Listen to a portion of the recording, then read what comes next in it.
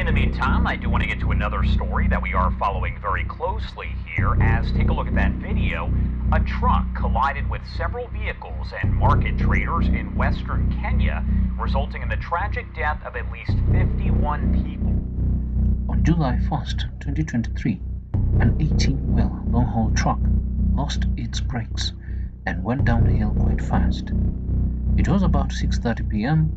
and at a place called Londiani Junction in the western town of Kericho, a place known for Kenya's finest tea and coffee.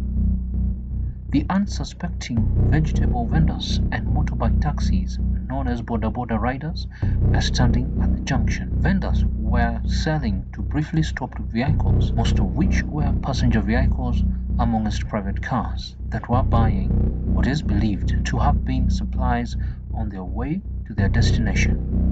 At the junction, people, especially those conducting business, were going about their day, anticipating to close soon when disaster struck.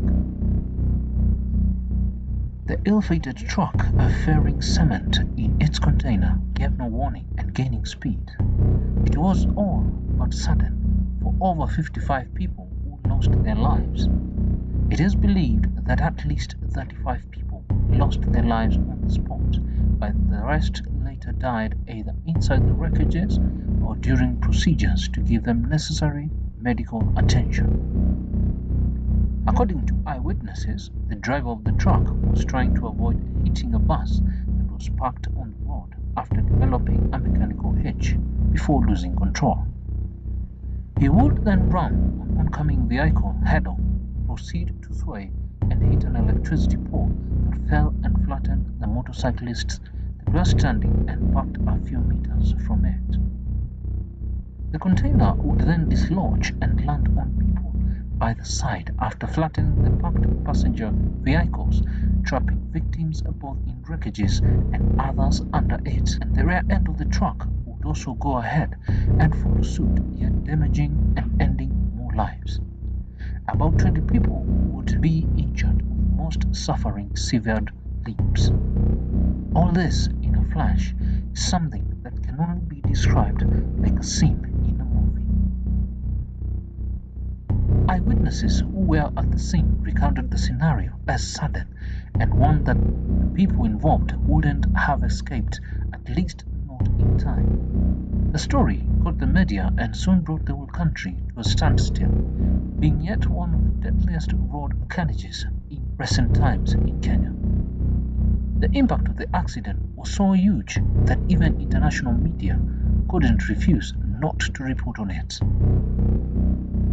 On July 25th, 2022, yet another fatal accident happened in the central part of the country at the infamous black spot known as Nithi Bridge. The bus, operated by Modern Coast, was ferrying passengers bound for Mombasa from Maua, Meru County, when its brakes failed as it descended from the steep hill towards the bridge. With people on board and nowhere to escape to, the bus driver would try to regain control of the vehicle but hit a guardrail, veer back into the road and slam on the opposite stone blocks.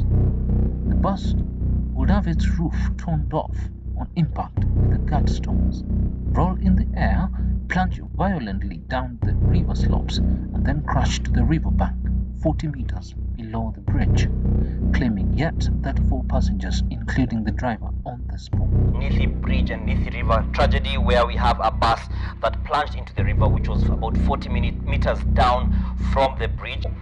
We began this bulletin when the fatalities that were confirmed were at 21, and so that's an additional 3 people who have been confirmed dead. Now, with this, just for the sake of context and for the benefit of those who may not have caught it, the Mombasa-bound bus plunged into Nithi River along the Meru-Nairobi highway this evening, that Sunday evening. This is according to the Tharaka Nithi county officials as well as the police now, and the bus fell off the bridge into the river about 40 meters below as it was on transit from Meru. Bodies were seen scattered and in the water and on the riverbank as the rescue mission, which is being carried out by the county fire and rescue team, police officers and members of the public, was going on and is still going on. Those who witnessed the incident, which was around 6:40 p.m., said the bus could have developed brake failure as it went down the Nithi slope.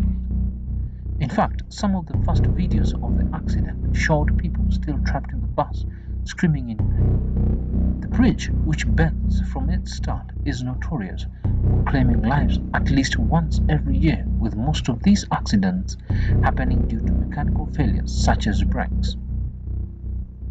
Yet another accident happened on the night of 11th December 2016 when a truck ferrying highly flammable material lost control along the Nairobi-Nakuru highway and rammed on vehicles, some belonging to police. A total of 30 people perished in the accident, including 5 police officers whose car was among those hit by the truck. The incident was so bad that 11 cars burned on the spot, with witnesses claiming to seeing vehicles getting tossed in the air as the truck exploded. The closest cars to the truck immediately burst into flames, burning people alive in their cars. Soon after, the rest of the vehicles would catch fire, exploding and burning people trying to flee the accident. This particular stretch of road is so dangerous that it's listed by United Nations as one of the most dangerous roads on Earth. These 3 are just but some of the major accidents that occur in Kenya every year. Most of them are caused by mechanical failures, but the very many that happen all the time is because of drivers being ignorant, careless, and disregarding how dangerous a moving object on the road, especially on high speed, is. In fact, accidents in Kenya are so bad that every major road with a black spot has at least 3 or more signs warning drivers to slow down, located a few meters to the place of mention. Kenya, too, being a corrupt country by international standards, has some of the most corrupt driving schools anywhere on the continent. A BBC documentary did expose how drivers get fake licenses by entirely skipping the driving practice for a small fee of just $150. In the scenario, too, you can imagine someone who has never been in a driving school getting a car, jumping into the driver's seat, and driving at speeds of 140 kilometers per hour in a major highway. Your guess is as good as mine. Combine that with a reckless driver of a passenger vehicle trying to make trips in a day out of greed, so he can make more money for himself and also try and make ends meet.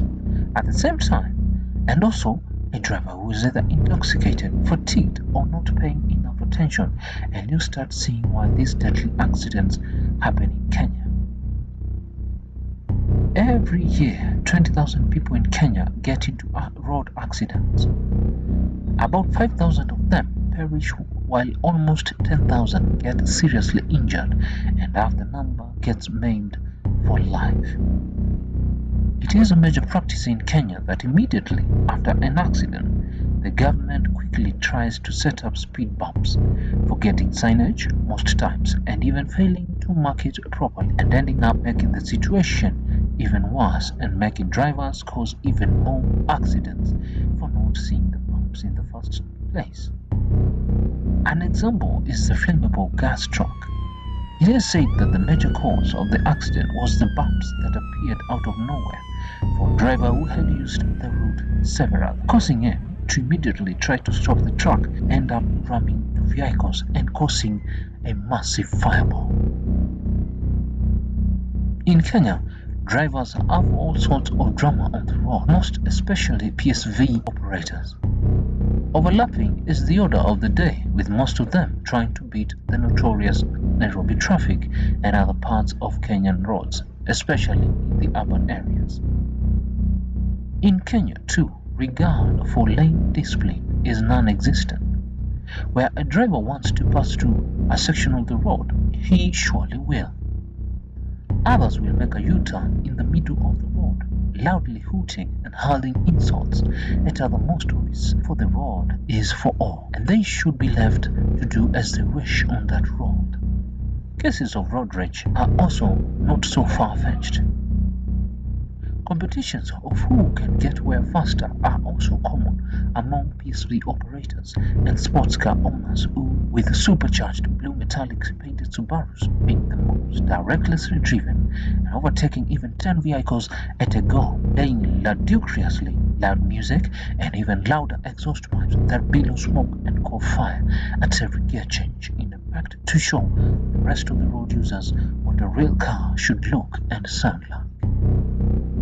The government too is largely to blame, especially the Kenya National Highway Authority, for designing roads that are outright dangerous and having queer bridges that are death traps, mostly to new drivers plying such routes.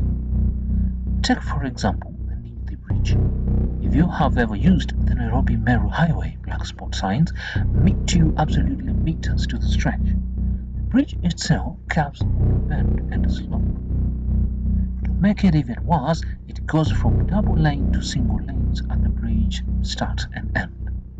Now, a driver at high speed who has never used this road doesn't expect the road to suddenly become slender, nor the bridge to curve, nor to find gradients of varying height on both sides of this bridge.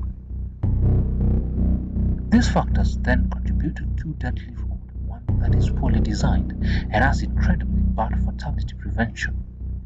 Most of the vehicles that cause accidents on this bridge end up plowing down the bridge because of these poor mannerisms that are not taken seriously. Poor signage is yet another big problem that is not taken seriously.